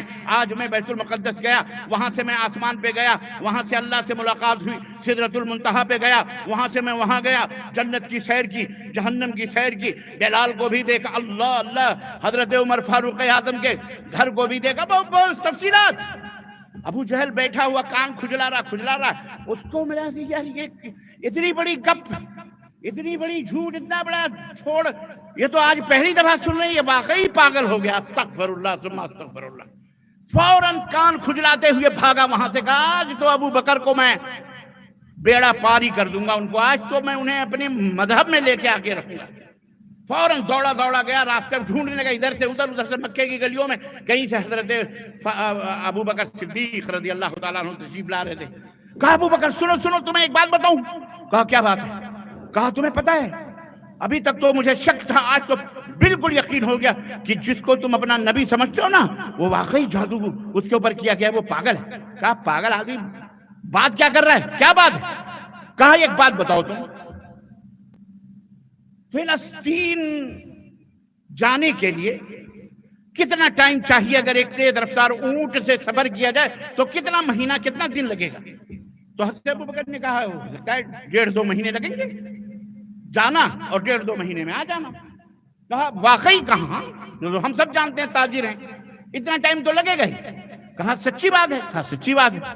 کہا اور اگر یہ کوئی کہے کہ میں ایک ہی رات میں فلسطین گیا اور واپس آیا، تو حضرت ابو بکر صدیق نے کہا وہ جھوٹا ہے. کہاں جھوٹا ہے نا؟ کہاں جھوٹا ہے. خوش. کہا سنو، ابھی میں کعبہ سے ہو کے خانہ کعبہ سے آ رہا ہوں، تمہارا دوست جو محمد ہے نا صلی اللہ علیہ وسلم، وہ بیٹھ کر کے لوگوں کو یہی پاٹ پڑھا رہا ہے کہ میں گیا تھا فلسطین اور ایک ہی رات میں واپس بھی آ گیا. اب یہاں دیکھیں کردار، یہاں دیکھیں منہج، یہاں دیکھیں ایمان، اور یہاں دیکھیں صراط مستقیم کیا ہے. سیدنا ابو بکر صدیق نے کہا اللہ کی قسم، یہ نبی کائنات نے یہ بات فرمائی ہے؟ کہاں اللہ کی قسم، کعبے کے رب کی قسم، محمد نے یہ بات کی ہے صلی اللہ علیہ وسلم. پھر ابو بکر صدیق نے کہا تو قسم کھا. واقعی؟ کہا رب کے، کعبے کے رب کی قسم، اللہ کی قسم، محمد نے یہ بات کی. کہا پھر قسم کھا، پھر قسم کھا. کہا کعبے کے رب کی قسم ہے، میرے کانوں نے سنے ہیں، محمد یہی کہہ رہے تھے کہ میں فلسطین گیا تھا. تو سیدنا ابو بکر صدیق نے کہا کہ واقعی اگر تو اپنے کہنے میں، قسم کھانے میں سچا ہے، تو میں بھی کعبے کے رب کی قسم کھا کے کہتا ہوں کہ میرے نبی نے اگر یہ بات کہی ہے تو واقعی وہ فلسطین گئے تھے اور رات ہی میں فلسطین سے واپس بھی آ گئے. اللہ کہے پاگل ہے تو. بولے تو کچھ بھی کہہ لے، ہم تو ان کی ان باتوں کے اوپر بھی بھروسہ کرتے ہیں کہ وہ کہتے ہیں کہ جبریل آیا تھا اور جبریل چلا گیا، ہم نے دیکھا بھی نہیں، ہمیں یقین آ جاتا ہے کہ میرا نبی کہہ رہا ہے تو سچ کہہ رہا ہے. حضرت سیدنا ابو بکر صدیق رضی اللہ تعالیٰ عنہ خانہ کعبہ میں آئے. اللہ کے نبی بیٹھے ہوئے تھے، آگے پورا واقعہ بیان کیا. تو اللہ کے نبی نے پوچھا تم نے کیا کہا ابو بکر؟ ابو جہل کے اس سوال پر تم نے کیا کہا؟ تو ابو بکر نے پورا واقعہ بیان کر دیا کہ میں نے اس کو یہ جواب دیا. تب نبی کائنات کا چہرے مبارک چمک اٹھا اور آپ نے فرمایا انت الصدیق، انت الصدیق، انت الصدیق. یہ ہوتی ہے صدیقیت. یہ نہیں کہ یہ ہے وہ ہے فلاں. جہاں رب کا قرآن آ جائے، جہاں نبی کا فرمان آ جائے، بات ختم، سارے فتنے ختم، سارے مولوی عالم فاضل اور سب الگ، اور نبی کائنات صلی اللہ علیہ وسلم کا فرمان ایک طرف. ساری کائنات میں سب سے بھاری ہے. یہی ہے صراط مستقیم. زبان سے کہنے سے صراط مستقیم نہیں ملتا ہے. تو اللہ نے فرمایا کون لوگ ہیں صراط مستقیم پر چلنے والے؟ جو اللہ کی اطاعت کریں، رسول کی اطاعت کریں، ان کا حشر ان کے ساتھ ہوگا. مع الذین انعم اللہ علیہم، جن پر اللہ کا انعام ہوا ہے، من النبیین والصدیقین والشہداء والصالحین. نیکوکار جو لوگ ہیں، شہداء جو ہیں، صالحین جو ہیں، ان کے ساتھ صدیقین جو ہیں، نبی جو ہیں، ان کے ساتھ ان کا حشر ہوگا. کن کا؟ جو اللہ کی اور رسول کی اطاعت کریں. وَمَن يُطِعِ اللَّهَ وَرَسُولَهُ فَقَدْ فَازَ فَوْزًا عَظِيمًا. جو اللہ کی اطاعت کریں، جو رسول کی اطاعت کریں، وہ کامیابیوں سے ہمکنار ہوتے ہیں. بات ختم تھی میرے عزیزو سورہ فاتحہ کی. واضح ہو چکا تھا صراط مستقیم کیا ہے، کن پر اللہ نے اپنا انعام فرمایا ہے. بات واضح ہے، پر اللہ اور وضاحت فرما رہا ہے، اور وضاحت فرما رہا ہے، کیونکہ کچھ باقی ہے. اور یہ سنت الہیہ ہے، خیر بھی بیان کرو، شر بھی بیان کرو. تاکہ حضرت حذیفہ ابن یمان رضی اللہ تعالیٰ عنہ کہتے ہیں کہ الناس کانوا یسألون الخیر، نبی صلی اللہ علیہ وسلم سے لوگ خیر کے بارے میں پوچھا کرتے تھے. سوال کون کون سی چیز نیکی ہے، کون کون سی چیز خیر ہے، کون کون سی چیز سے رتبہ ملے، لیکن میں اللہ کے نبی سے خیر نہیں پوچھتا تھا، میں اللہ کے نبی سے شر کے بارے میں پوچھتا تھا. اللہ کے نبی شر کیسے آئے گا، وہ شر کیسا ہے، وہ شر کیوں آئے گا، اور پوچھتا تھا تو اللہ کے نبی مجھے بتاتے تھے. کیوں پوچھتا تھا؟ تاکہ کہیں ایسا نہ ہو کہ لا علمی میں اس شر کے اندر نیکی سمجھ کر ہم داخل ہو جائیں، شراب کو من و سلوہ سمجھ کے گھونٹ لیں. اس لیے میں وہ شر کی باتیں بھی پوچھا کرتا تھا. اس لیے یہ سنت الہیہ ہے کہ جب کلمہ اللہ نے پڑھایا بھی تو سب سے پہلے شر بتایا ہے، پھر خیر کی تعلیم دی ہے. مسلمانوں نقطے کے اوپر غور کرو. مولوی حضرات، علماء حضرات جو لوگوں کو گمراہیت کے اور دلالت کے دلدلوں میں لے جا کے گھسیڑتے ہو، اللہ نے پہلے کہا لا الہ، لا کی جو تلوار ہے غیر اللہ کی تمام گردنوں پہ چل رہی ہے. لا الہ، کوئی بھی پج کے لائق نہیں ہے. زمین ہو، سورج ہو، آسمان ہو، دیو ہو، دیوتا ہو، آدمی ہو، انسان ہو، پیر ہو، نبی ہو، شہید ہو، ولی ہو، انسان ہو، جانور ہو، حیوان ہو، مٹی ہو، پہاڑ ہو، جنگل ہو، دریا ہو، ناگ ہو، سانپ ہو، بچھو ہو، لا الہ، کسی کی بھی پوجا نہیں ہے. کوئی معبود برحق نہیں ہے، کوئی سچا معبود نہیں ہے. یہ جتنے بھی پوجے جا رہے ہیں یہ سارے کے ساری عبادتیں جھوٹی، اور تمام پج جھوٹے اور پوجنے والے بھی جھوٹے. سچا کون ہے؟ الا اللہ. کون ہے؟ سوائے اس اللہ کے جو ساری کائنات کا مالک و مولا ہے، اسی کی پوجا ہے. بقیہ کسی کی پوجا، بولو، یہ علل اعلان ڈکے کی چوٹ پر یہی صراط مستقیم ہے، یہی بہترین اور سیدھا سیمنٹڈ ایشور پرماتما کی طرف پہنچنے کا راستہ ہے. اس کے علاوہ رب کا تک پہنچنے کا کوئی راستہ موجود، بولو.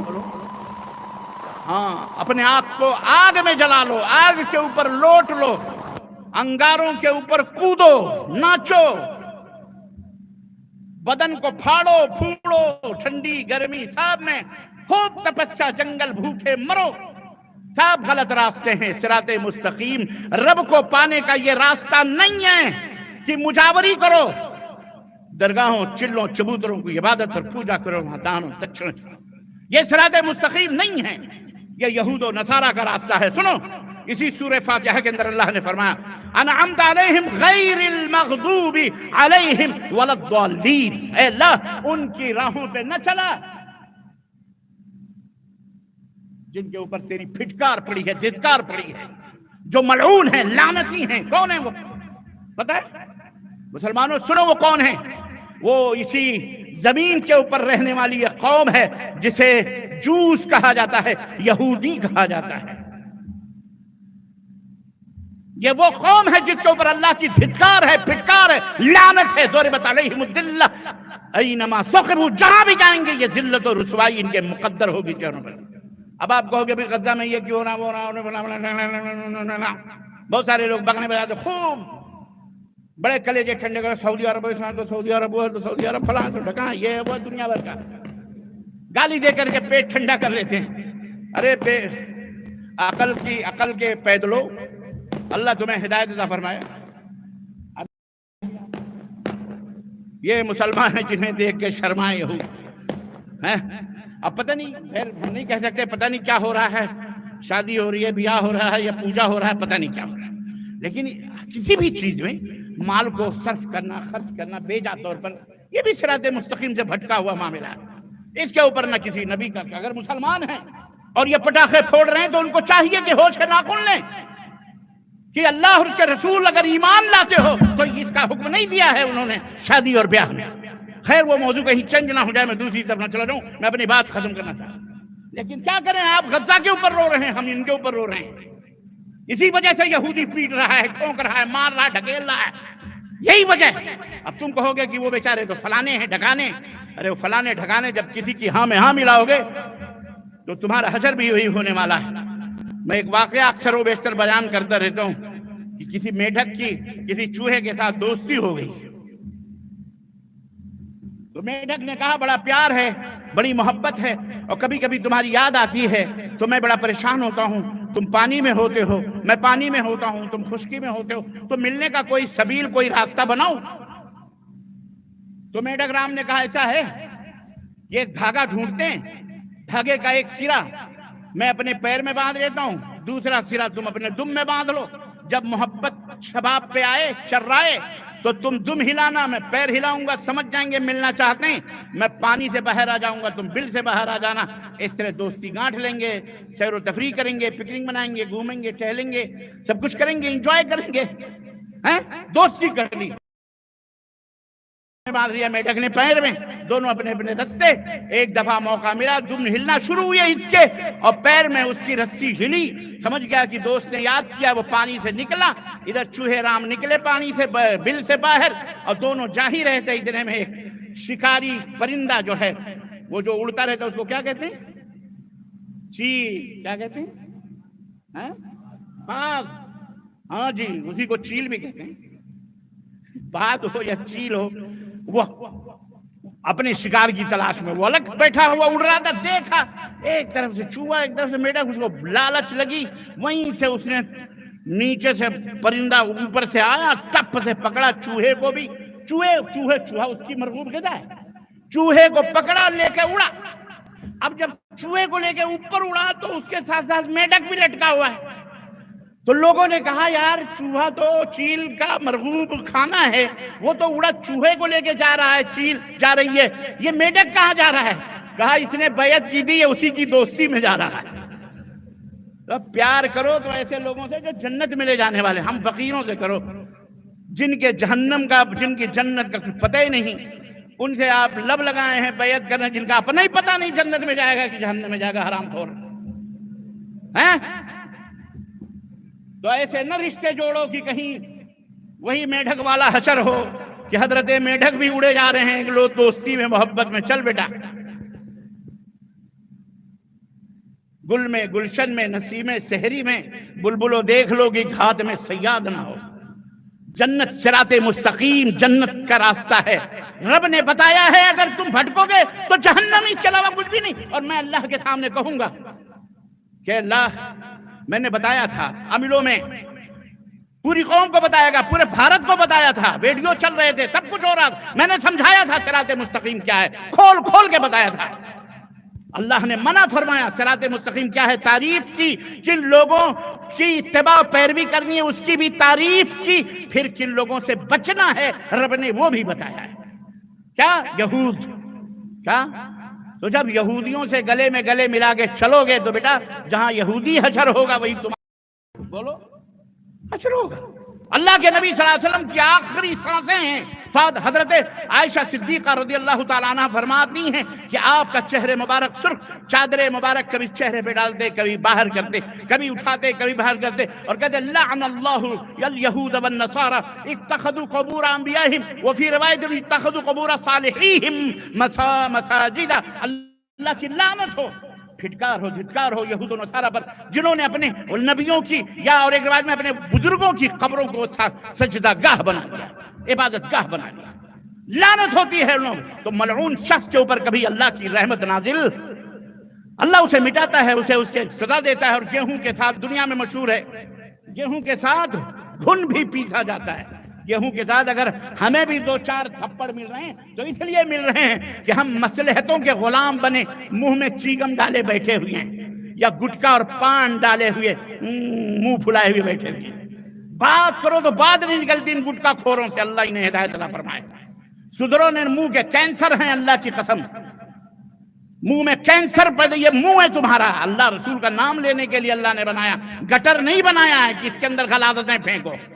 یہ غلاظت ہے، یہ بیڑی، یہ سگریٹ، یہ گٹکے، یہ تمباکو، نوجوان منشیات آج ہندوستان کے کونے کونے، گلی گلی، جناب علی ٹرکوں کے بھاؤ سے کالج یونیورسٹی کے گیٹوں پر بکتے ہیں، فری میں بچوں کو، قابل بچوں کو برباد کرنے کے لیے۔ یہ بھی صراط مستقیم سے بھٹکے ہوئے لوگ ہیں۔ کس کس چیز کی طرف نہیں؟ صراط مستقیم ایمان اور عقیدے کی اصلاح سے لے کر سماج اور معاشرے کے تمام بگاڑ کو صراط مستقیم شامل ہے۔ صراط مستقیم یہ ہے کہ نبی نے اپنی بیٹی فاطمہ الزہرا رضی اللہ تعالیٰ عنہا اللہ اکبر. سیدۃ نساء الجنہ، جنت کے تمام خواتین کی، عورتوں کی سردار حضرت فاطمہ الزہرا، حیا اور شرم کی پیکرے شرم و حیا، جن کے آنچلوں کو دیکھ کر شرمندگی اور حیا سے فرشتے بھی اپنی نگاہوں کو جھکا لیتے ہیں. حضرت فاطمہ الزہرا رضی اللہ تعالی عنہا، جو تمام جنتی عورتوں کی سردار ہوں گی. اللہ اکبر اللہ اکبر. کن کا نام آیا ہے میری زبان پر، ان کا نکاح فرما رہے ہیں سیدنا علی ابن ابی طالب رضی اللہ تعالی عنہ. آئے نبی کی خدمت پہنچے، ڈرتے ڈرتے کہا اللہ کے نبی مجھے فاطمہ سے شادی کر. آپ نے فرمایا مہر لاؤ، مہر لاؤ. نبی کی گود میں علی نے بھی پرورش پائی تھی. اللہ کے نبی صلی اللہ علیہ وسلم کے چچیرے بھائی بھی تھے. آج اگر ہمارے سامنے ایسا مسئلہ آ جائے نا تو ہم نہ جانے کتنے شکوک و شبہات اور اوہام کے دلدلوں میں جا کے پھنسیں گے. ارے یہ ہمارے گھروں میں پل کر یہی ناک بنا ہوا ہماری بیٹی پہ آنکھ رکھے ہوئے، بولو کہیں گے کہ نہیں کہیں؟ لیکن نہیں، وہ پے کرے شرم و حیا، وہ طہارتوں اور پاکیزگی کے پے کر تھے وہ سراپا. اللہ کے نبی صلی اللہ علیہ وسلم نے کہا مہر لاؤ. کہنے لگے میرے پاس کچھ بھی نہیں. کہا لاؤ مہر. بغیر مہر کے میں کیسے فاطمہ کا ہاتھ تمہارے ہاتھوں میں؟ یہ ہے نبوی طریقہ، یہ ہے صراط مستقیم جو نبی بنیاد معاشرے اور سماج کی اصلاح کی بنیاد رکھ رہے ہیں. یہ کس طرح سے میاں بیوی ملتے ہیں اور پھر ان سے اولاد پیدا ہوتی، اور کس طرح سے صالح بیج پڑتی ہے تو صالح درخت پیدا ہوتے ہیں. اللہ کے رسول صلی اللہ علیہ وسلم اپنی بیٹی کا نکاح کہہ رہے مہر لاؤ. سیدنا علی رضی اللہ تعالیٰ عنہ کی درع، جو جنگ میں لڑائی کا جو ساز و سامان تھا، لے کے بازار مدینہ کی طرف گئے. حضرت عثمان غنی ادھر سے آ رہے تھے، کہتے کہاں جا رہے ہو؟ کہنے لگے یہ درع بیچنے جا رہا ہوں. کہا کیوں؟ کہا مجھے شادی کرنی ہے، نبی نے مہر مانگا ہے. کہا ٹھیک ہے مجھے بیچ دو.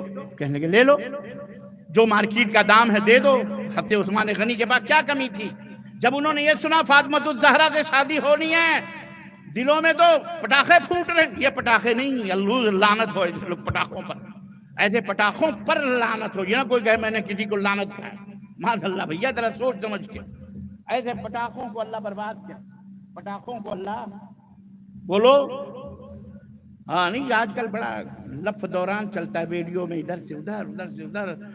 معراج ربانی نے یہ کہہ دیا، معراج، اس لیے میں وضاحت کر دے رہا ہوں. دلوں میں یوں سمجھیں خوشیوں کے غبارے پھوٹ رہے، ایک تعبیر یہ بھی کہہ لیں، خوشیوں مسرت کے گل کھل اٹھے. حضرت عثمان غنی نے سوچا تو میرے ساڑو بننے والے بھائی، تو ساڑو کو یوں بھی مدد کرنی. چنانچہ جناب علی لیا اور وہ پیسے لے کر کے دینار اور درہم لے کے نبی صلی اللہ علیہ وسلم کے پاس آئے. آپ نے دیکھو یہ جنت کے سردار کی شادی ہو رہی، جنت کے سردار عورت، جنتی عورتوں کی سردار فاطمہ الزہرا اور سیدہ شباب اہل الجنہ اور جنت کے سرداروں کی ماں کی شادی ہوتی. حضرت سیدہ شباب اہل الجنہ حضرت حسین رضی اللہ تعالیٰ عنہ، حضرت حسن رضی اللہ تعالیٰ عنہ، ان کے اماں کی شادی دیکھو. اور آج ہم منحوسوں کی بھی شادی دیکھو، ہماری بھی شادی دیکھو. نسبت خاک رابطہ عالم پاک، کہاں ہمارا، کہاں راجہ بھوج، کہاں گنگما تیلی. ہماری بھی شادیاں ہوتی ہیں. کیسی لڑکی والا بیچارہ ڈھونڈ ڈانٹ کے کہیں اچھا پڑھا لکھا لڑکا پاتا ہے. بھیا ہم ایسا کرنے آئے ہیں. حالانکہ لڑکے والے کو چاہیے کہ وہ لڑکی ڈھونڈے. کنواں پیاسے کے پاس نہیں آتا، بلکہ پیاسا کنویں کے پاس جاتا. لیکن بہرحال یہ ہمارے بھارت کی بدقسمتی ہے اور ظالموں کی صحبتوں کا یہ اثر ہے کہ ہم نے الٹا، ہم ہر کام الٹا ہی کرتے ہیں. اللہ کو پکارنے کے بجائے غیر اللہ کو پکارتے ہیں. اور پتہ نہیں اور بہت ساری مثالیں.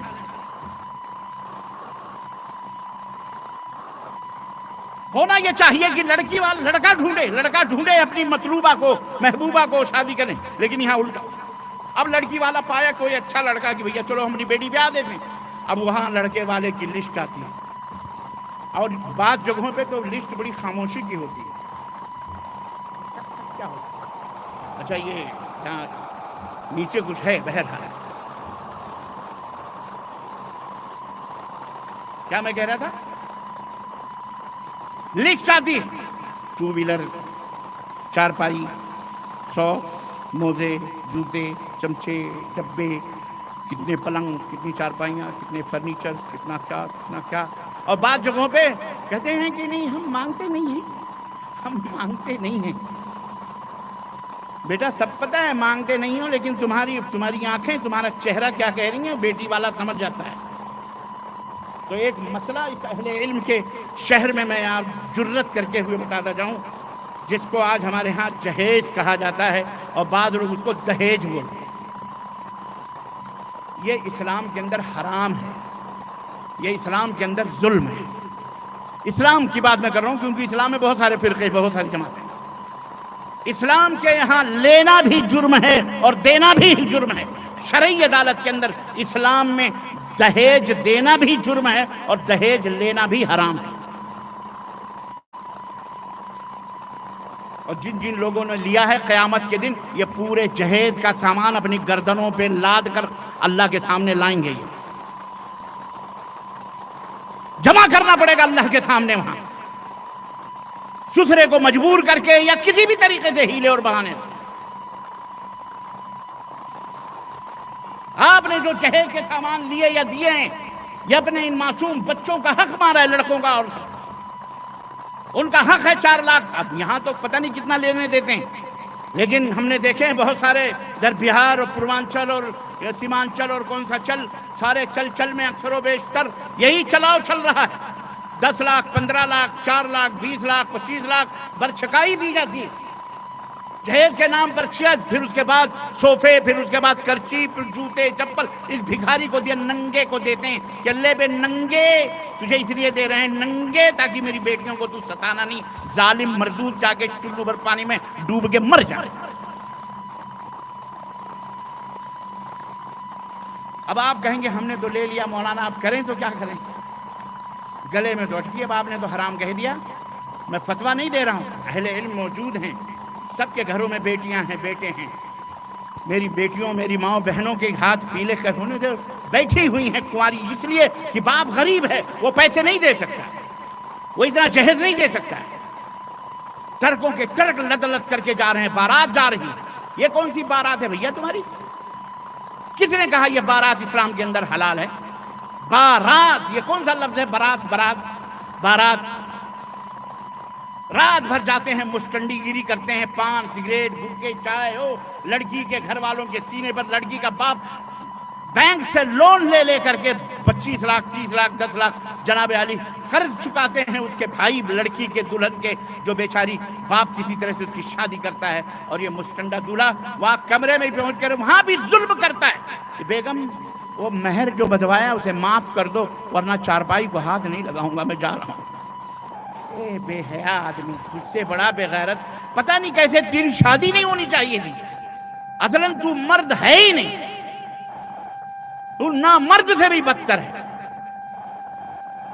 سعودی عرب میں بھی شادی ہوتی ہے. خود رسول اللہ صلی اللہ علیہ وسلم کی بیٹی شہزادی کی شادی ہو رہی ہے، شہزادی رسول کی سیدہ جنت کے عورتوں کے، جنتی عورتوں کے سردار فاطمہ الزہرا رضی اللہ تعالی عنہا، ان کی شادی ہو رہی ہے. اور اللہ کے نبی حضرت علی کے لائے ہوئے پیسے کو ایک مٹھی کہتے ہیں اس سے فاطمہ کا گھر بناؤ، اس سے فاطمہ کے کیا کہتے ہیں چولہے برتن کا انتظام کرو، اس سے فاطمہ کے بسترے اور کپڑے کا انتظام کرو، اتنے پیسے سے فاطمہ کے خوشبوؤں کا انتظام کیا جائے. علی رضی اللہ تعالیٰ عنہ کی کمائی ہے، سیدنا علی رضی اللہ تعالیٰ عنہ کی کمائی ہے. انہی کی کمائی سے دلہن کے کپڑے بن رہے ہیں، انہی کی کمائی سے سب کچھ، گھر تیار ہو رہا، مکان تیار، سب کچھ تیار ہو رہا. اللہ، یہ ہے صراط مستقیم، شادی کا سیدھا راستہ. اس طرح سے شادی کرو تو کون پیدا ہوگا؟ اس طرح سے شادی کرو گے تو حضرت حسن جیسی ہستیاں پیدا ہوں گی، جنت کے نوجوانوں کے سردار پیدا ہوں گے. حضرت حسین جیسی ہستیاں پیدا، جنت کے سرداروں کے جنتی لوگوں کے سردار پیدا ہوں گے. اور جب ایسے جہیز دے کر لے کر پیدا کرو گے تو مائیکل جیکسن ان کی اولاد پیدا ہوگی. انگڑے بھنگڑے نچنے گانے ٹیڑے پھیلے ایسے ٹیڑے میڑے اٹاخے پٹاخے بیڑی سگریٹ گٹکے کھانے والے تمباکو ایسے ذلیل بچے پیدا ہوں گے. تعلیم سے کورے دور, اخلاق سے کورے دور, روڈوں سڑکوں پر بیٹھ کر کے سیڑھی بگریٹ چڑھانے والے, سیٹیاں مارنے والے, دوسروں کی بہو بیٹیوں کے اوپر غلط نظر ڈالنے. صراط مستقیم یہاں بھی ہمیں آواز دیتا ہے کہ ہمارا معاشرہ قرآن و سنت کی روشنی کے اوپر مرتبط ہونا چاہیے, اسے احساس بنانا چاہیے. ہماری شادی, ہمارے بیاہ, ہماری صرف مسجدیں نہیں, یہ مسجد اللہ کا گھر ہے اندھیری کھڑی ہوئی. آپ نے ہزاروں لاکھوں روپے پان اور بیڑی اور سگریٹ پر پھونکتے ہو. میری مائیں بہنیں بھی فضول خرچی. میں سب سے آرزو کروں گا اور سب سے میں درخواست کروں گا کہ انشاءاللہ اس سال یہ مسجد مکمل ہو جانی چاہیے انشاءاللہ تبارک تعالی. بولو انشاءاللہ. یہاں سے نکلنا چاہے تمہاری جیب میں چمنی ہوگی وہ ڈال کے جانا. یہ اس کا مطلب یہ بھی نہیں چمنی دینا. اللہ کے بندے بعض لوگ زبان بھی پکڑ لیتے ہیں کہ مولوی نے کہا چمنی دو. ہم جب یہ کہتے ہیں کہ اگر چڑیا کے گھر کی طرح برابر بھی مسجد بنائی تو اللہ جنت میں تمہارے گھر بنائے گا, تو کہتے ہیں بس یہی 2-4 میٹر والی مسجد بنا لو, بات ختم, جنت تو ویسے مل جائے. ایسی شیطانی نہ کرو. جتنے بھی لوگ آئے ہیں اس مسجد کا تعاون کرتے ہوئے نکلیں گے انشاءاللہ تبارک و تعالی. صراط مستقیم کی مکمل تشریح میں نے آپ حضرات کی خدمت میں کر دی ہے. یہ قصہ لطیف ابھی ناتمام ہے. جو کچھ بیان ہوا ہے وہ آغاز باب ہے.